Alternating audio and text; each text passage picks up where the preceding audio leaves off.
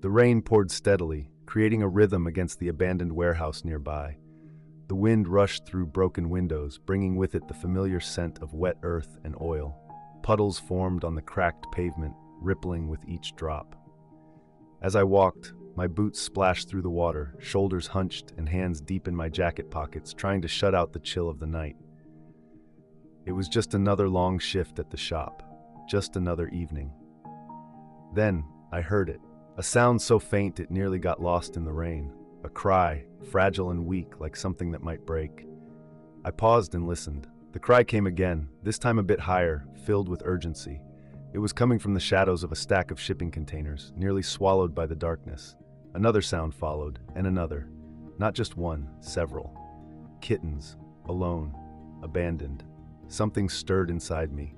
I took a moment before stepping closer, feeling the cold rain slide down my collar, my breath visible in the chilly air. The cries sharpened, tiny, whimpering sounds that filled the quiet space between raindrops. As I got closer, I spotted movement under a warped piece of metal against the warehouse wall. Something small huddled in the dark. I crouched down to lift the metal, and as I did, I heard tiny bodies scurry back. My breath caught in my throat. There they were, 3 kittens. One a thin, soot-colored little thing pressed against the concrete, its ribs quickly rising and falling. Another, a ginger-striped tabby, let out a pitiful hiss, his little body puffed up in fear. The smallest of them all curled against a ragged scrap of cloth, kneading the empty space beside him, opening his mouth wide in a wailing call for his mother. But there was silence in the alley. No mother came. The rain had soaked them, their fur matted against their small frames.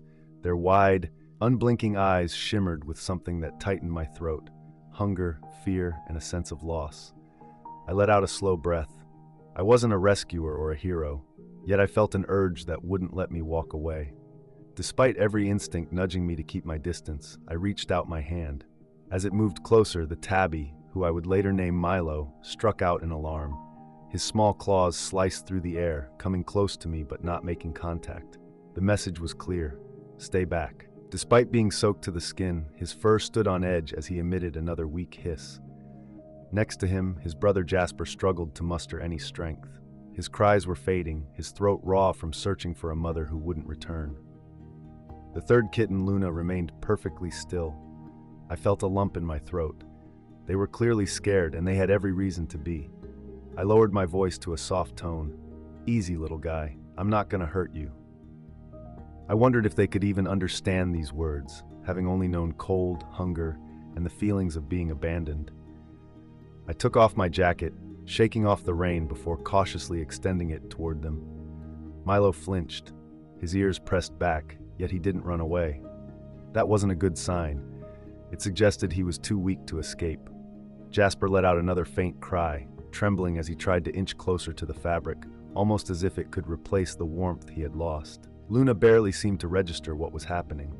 I knew I had to act quickly. The warehouse loomed behind me, its metal beams creaking under years of wear.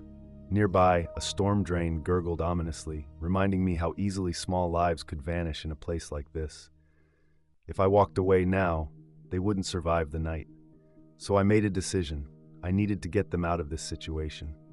I reached for Jasper first. His light body felt fragile in my hands. He let out a soft mewl, but offered no resistance. He was too cold and far too weak. I tucked him into the warmth of my jacket, feeling his little ribs rise and fall against my chest. Milo, however, was different. He was the fighter. His tiny claws clung to the concrete as I reached for him, eyes wide with fear.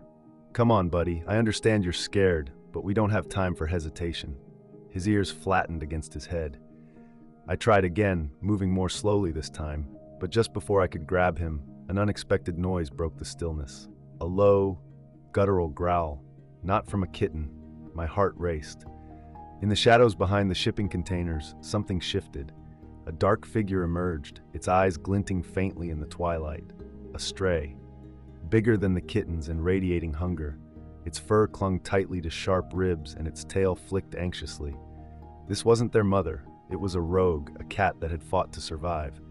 I had encountered cats like this before, creatures that had endured too much on the streets, toughened by hunger and the struggle to keep living. It too had heard the kitten's cries. And in this world, not every cat offered comfort. I stepped back cautiously, my heart racing. Was this cat here to protect the kittens, or was it a threat? Jasper whimpered in my arms, while Milo stood still, and Luna remained completely still. Suddenly, the stray cat sprang forward. It was a ragged creature, fur soaked and matted, its claws scraping the wet ground as it charged toward me. I quickly flinched back, my pulse quickening. This cat wasn't acting like a typical stray, curious but cautious. Instead, it seemed frantic and desperate. In the harsh reality of the streets, I recognized the signs. This cat had learned to survive at all costs. Milo hissed, his small body tensed with fear, yet he was barely bigger than the rogue's paw. He had a brave heart, but he stood no chance. Jasper whimpered softly against me, and Luna didn't budge. I tightened my grip, trying to shield them under my jacket. The rogue cat fixed its yellowed eyes on me, unblinking, its ribs showing through dirty fur as it crept closer, muscles taut. It was no longer just a warning, it was deciding its next move. Feeling lost, I realized I wasn't like Clara, who could interpret a cat's movements, nor was I Reggie, a longtime feeder of strays in this alley. I didn't know how to calm the situation, or if I should stand firm or retreat. All I could think about were the kittens. They were too small and weak to escape, and one wrong decision could cost me their lives before I even had a chance to help. Searching my pocket frantically, my fingers brushed against something small and crumbling, a forgotten protein bar, still wrapped. Food. I carefully opened the wrapper with my teeth, making sure my movements were controlled. The rogue cat's ears perked up at the sound, its pupils widening as the scent of oats and peanut butter reached it through the rain. It hesitated, its instinct for survival battling with its wariness. Time was running out. I slowly shifted my weight and tossed the protein bar to the far end of the alley, where it hit the ground with a soft thud. The rogue's head snapped toward the noise, freezing for a moment, caught between hunger and suspicion, its claws flexing against the pavement. Then, it finally turned. I watched as it slinked toward the food, and without hesitating, I grabbed Milo and scooped up Luna. I ran, my boots splashing through the flooded alley. The cold seeped through my soaked clothes, but I held them tightly, their tiny trembling bodies secure in my arms. The wind roared past me, drowning out everything except the frantic beat of my heart. I didn't know where I was heading or what I would do next. All I understood was that I needed to get them to safety, quickly. As I continued to run, the wind howled around me, and the weight of the kittens pressed against my chest. Rain blurred my vision, streams of cold water running down my face, but I kept going. I could still hear the rogue behind me, tearing into the protein bar with a desperate hunger. It had given me just enough of a head start, yet I knew I couldn't relax. If that cat decided it wanted more, if it wanted the kittens back, I doubted I could stop it again. I turned the corner and almost slipped, my boots skidding on the wet pavement. My breathing was heavy, and I could feel my pulse thundering in my ears. The streets loomed ahead, empty except for the soft glow of streetlights and the endless stretch of rain-slicked asphalt. I needed a plan. Taking them home wasn't an option. My flat was cramped, barely enough for me, and I had nothing to offer them.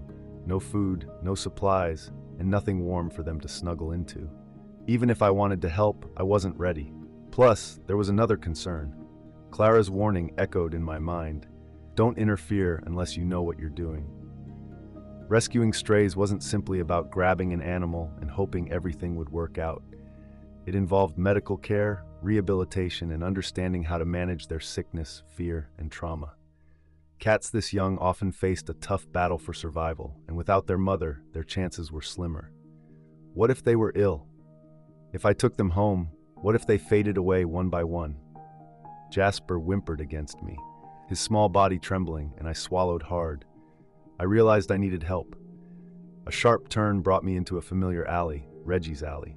There, I spotted a pile of old crates stacked against the brick wall near the back, sheltering a small, makeshift feeding station. If anyone knew the next steps to take, it would be him. I slowed my pace, my breath still uneven as I got closer, but the alley felt eerily quiet. Too quiet.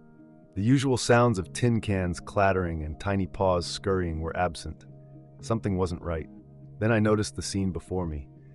The food bowls lay tipped over with their contents strewn across the ground. The wooden crates bore deep, jagged scratches. Clearly, something larger had been here, and Reggie was missing. Standing in the alley, I felt rain dripping from my hair, and my arms ached from holding the kittens tightly against me. The stillness around me felt almost stifling, making my skin crawl. It was evident that something had taken place here. The overturned bowls and the deep marks on the crates hinted at a struggle. But where was Reggie? Suddenly, Jasper let out a faint mewl against my chest, bringing me back to the present. I couldn't afford to dwell on things that were beyond my control. I had 3 small, vulnerable kittens relying on me, and they were chilly, hungry, and barely holding on. My instinct was to find shelter for them, but a larger question loomed overhead. What was I supposed to do next? Taking them home seemed like an overwhelming idea. My apartment was cramped, unwelcoming, and unprepared for such a situation. I had no litter, no food, only the thin jacket shielding them from the elements. I also felt unprepared and uncertain about whether I could care for them properly. Would they survive the night? Then I thought of Clara. With her years of experience working with animals, she knew how to help and when to make tough decisions. If anyone understood what to do, it would be her. But would she be willing to assist? She had previously cautioned me that caring for strays wasn't just about picking them up and hoping for the best. There were processes in place, and without the proper care, the kittens stood little chance. If I approached her, she might deliver the harsh truth. Perhaps they were better off taken to a shelter, or worse. Milo wiggled in my grip, fighting despite his fatigue. He was a survivor. Even now, he refused to give in. I felt a heavy weight on my chest as I wrestled with my decision. Should I seek Clara's help and risk hearing disappointing news? Or should I attempt to manage the situation alone, aware that I might let them down? The kittens gazed up at me, their eyes wide and full of hope, waiting for my choice. I needed to act.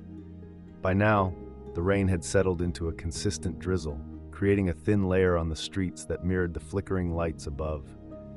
The air was filled with the unmistakable scent of wet concrete and rust, a chill seeping through my clothes.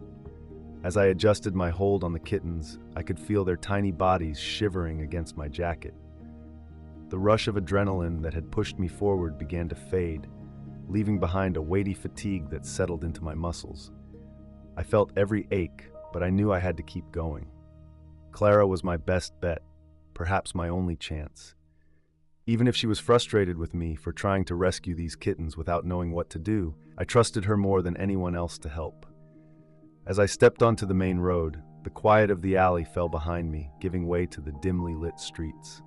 Water dripped from my hair, trickling down my neck and soaking into the damp collar of my jacket. My boots splashed through puddles, the soft sound echoing against the night, except for the distant hum of passing cars. Just a few more blocks and I would reach Clara's place. I continued onward, trying to shake off the unsettling feeling that something wasn't quite right. Then I heard it, a noise that wasn't related to the wind, rain, or the city's background hum. It was something more calculated, a scrape, a shuffle, a presence. I slowed my pace, glancing back over my shoulder. My heart raced. A shadow shifted between the crates just outside the glow of a streetlight. For a fleeting moment, I thought it might be the stray cat I'd seen earlier, still wandering and still hungry. But something felt off. The shape was too tall, too still. Anxiety twisted in my stomach as the realization hit me. Someone was in the alley, watching me. They stood silently in the darkness, not moving or making a sound, just waiting. I felt the hair on the back of my neck stand up as I clutched the kittens more tightly. My heart pounded, instinctively telling me to be wary. The rain distorted the figure's outline, but I could sense the intensity of their gaze. This wasn't just an innocent bystander. Someone was there with purpose. They had been there long enough to witness everything that had just happened. I had to keep moving. Every step was careful and deliberate, though all I wanted to do was turn and run. The kittens shifted slightly against me, their small bodies still holding on to the warmth they had left, but I barely registered it. My attention remained fixed on the figure behind me, the one that was still, silent, and watching from the shadows. I reassured myself it might just be someone looking for a place to stay out of the rain, someone lost in the cold night like I was. but the tension in my shoulders and the racing of my heart suggested otherwise. As I reached the end of the alley and stepped onto the main road, I blended into the soft glow of the streetlights. I kept my steps steady, though my breathing felt shallow and controlled. My main focus was getting to Clara. That goal had to come first.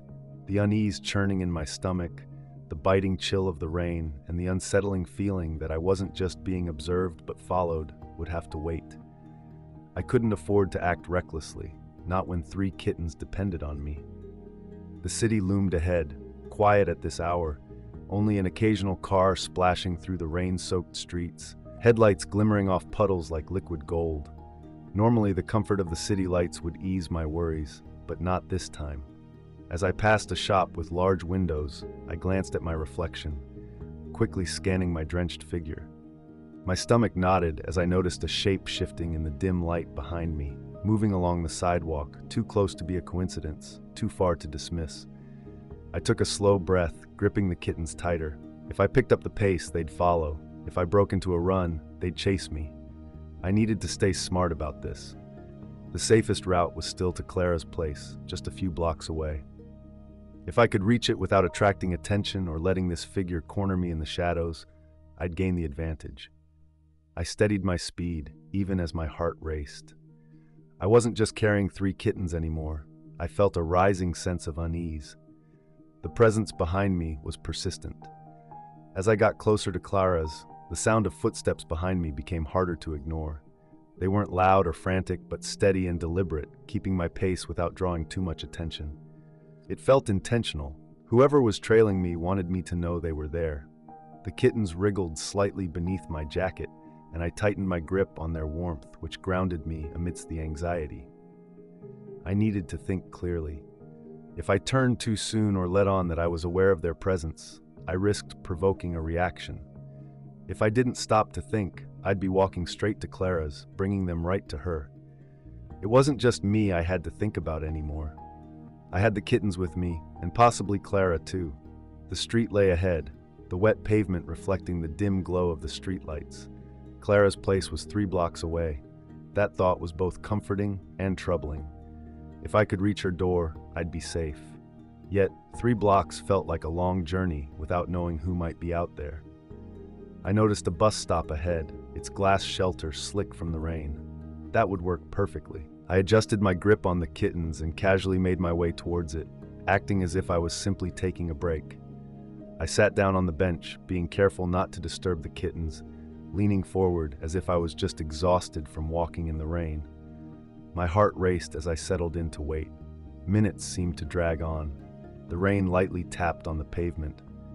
Then I saw movement out of the corner of my eye. A figure approached the edge of the street. It appeared to be a man. He was tall, wearing a dark jacket with his hood pulled down. He hesitated briefly, likely realizing I had stopped. Then he stepped closer into the light of the street lamp. That's when I saw his face clearly. A knot formed in my stomach. I recognized him immediately. As soon as I saw him, I held my breath. It was Reggie. He hadn't been someone I expected to see following me at all. It was puzzling, really. Reggie was typically found in the alley, near his usual spot, feeding the strays like he had done for years. I had always counted on him when I needed help, especially to understand why I couldn't simply walk away from the kittens. But now, he stood there in the rain, his body tense and his expression hard to read. He felt different, almost off, compared to the gruff man I had always known. I tightened my grip on the kittens, feeling their warm, fragile bodies against me. The anxiety I had felt since realizing I was being followed now intensified. I took a deep breath and tried to keep my voice steady. "Reggie, didn't expect to see you out here." My words felt fragile in the damp air, overshadowed by the unspoken tension between us. For what felt like ages, he just stared. Rain dripped down the creases of his face, and he stood there with his shoulders straight under his wet coat, staring at me in a way that made me uneasy. Finally, he spoke in a low voice, weighing each word. "You don't know what you've gotten into, kid." His tone sent a shiver through me, colder than the rain soaking my clothes. I tightened my grip on my jacket, shifting the kittens slightly in my arms. "What do you mean?" I managed to keep my voice calm, but I could feel my heart racing. Reggie wasn't just warning me. He was trying to tell me something important that I didn't fully grasp yet. His gaze drifted to my chest, where the kittens were nestled, and I noticed his jaw clench. "You should have left them where you found them." His words felt harsh, nearly bitter. For a moment, I thought I had misheard him. I had spent the last hour convincing myself that saving those kittens was the right choice, pushing aside all doubt and hesitation. Now, standing here in the cold and wet with 3 vulnerable creatures against me, the one person I expected to support me was saying I had made a mistake. I shook my head, struggling to believe what I was hearing. "They would have died, Reggie. You know that." My voice came out sharper than I'd meant, but I didn't care. The image of the kittens huddled in the rain, weak and trembling, their cries growing fainter, flashed in my mind. I had done the only thing that felt right. Reggie took a slow breath, looking past me for a moment, as if he were checking the street.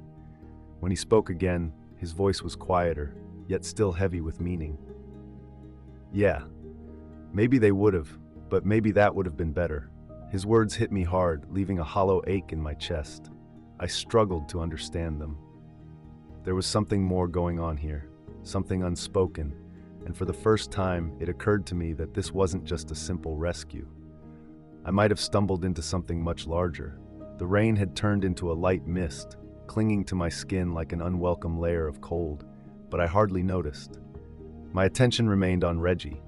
The tension in his shoulders, the way his jaw tightened. He wasn't just angry or warning me, he was scared. I stepped forward slowly, adjusting the kittens cuddled against my chest. I could feel their tiny, jittery movements beneath my jacket. I softened my voice, but remained firm. "What's going on, Reggie?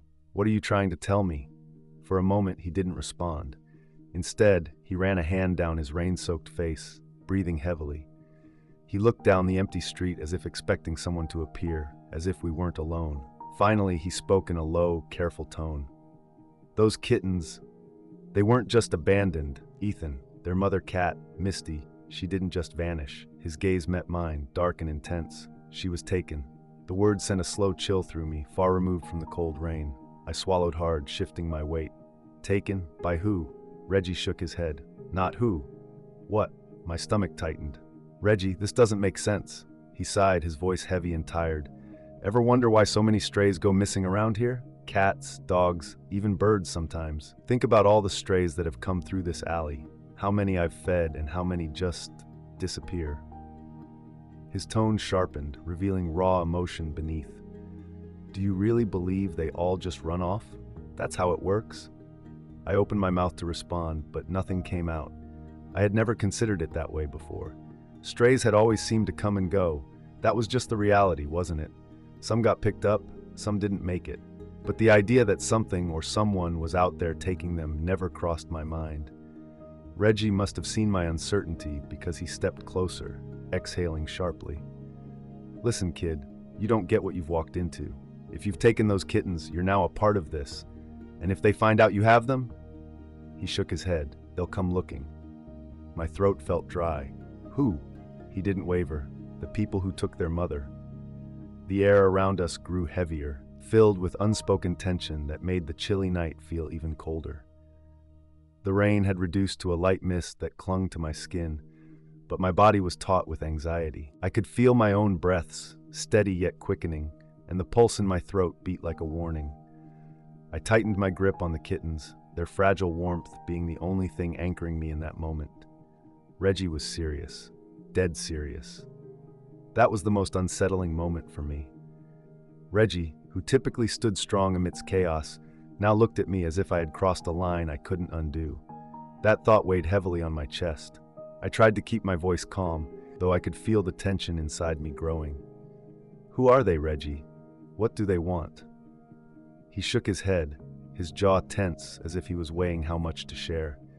"I don't know everything, but I know enough to tell you that these kittens," he pointed toward my jacket, his fingers balling into a fist, "aren't just random strays. Their mother was targeted and taken. If you have them now, it means you could be in their sights too." His words struck me hard, a shiver of fear racing through my body.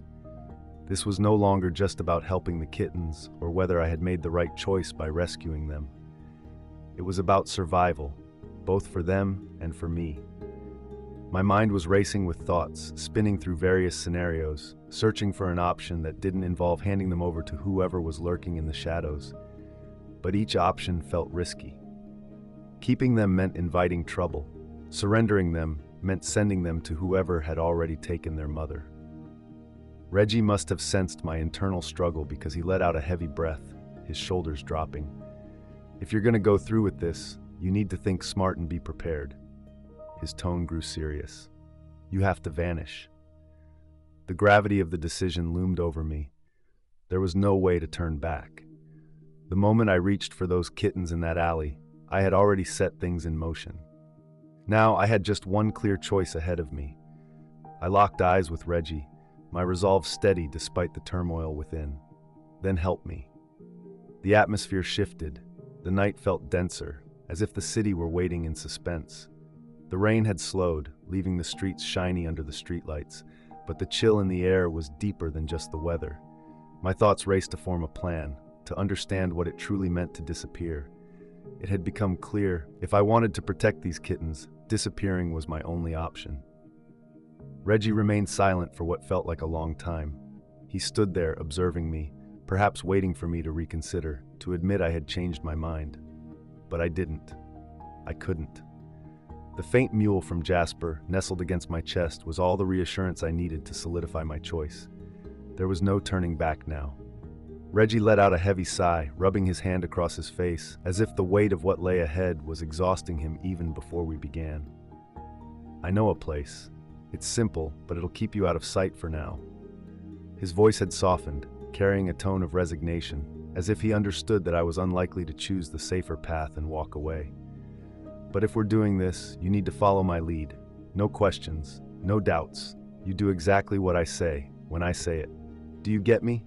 I nodded, feeling a tightness in my throat. It was remarkable how quickly my life had changed. Just a few hours earlier, I was a regular guy finishing up a shift at the shop, walking through a familiar alley on my way home. Now, I was standing in an empty street, cradling 3 delicate lives close to my chest, ready to fade into the shadows.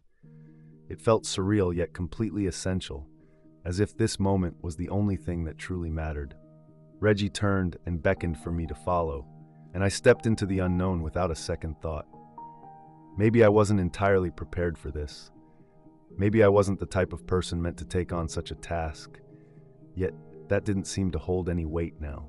I had made my choice, and whatever lay ahead, I was ready. The rain had ceased, but the questions lingered. What had happened to the mother cat? Who was responsible for her disappearance? And now that I had made a decision, could I truly safeguard the kittens from whatever threats were on the horizon? If this story has made you pause and reflect on the essence of stepping up to help, you're not alone. Rescuing isn't merely about picking up an animal and bringing it home. It involves responsibility, sacrifice, and sometimes confronting unexpected dangers. One thing is clear, my journey is just beginning. So, what would you have done in my situation? Would you have taken the kittens, fully aware of the risks? Or would you have walked away, leaving the future uncertain? We'd love to hear your thoughts in the comments. We read every single one. And if you enjoyed this inspiring rescue journey, be sure to like, subscribe, and turn on notifications so you won't miss more amazing rescue stories like this one. Certain choices can have a lasting impact on our lives. For Ethan and these kittens, this moment marks a significant turning point that will shape their future together.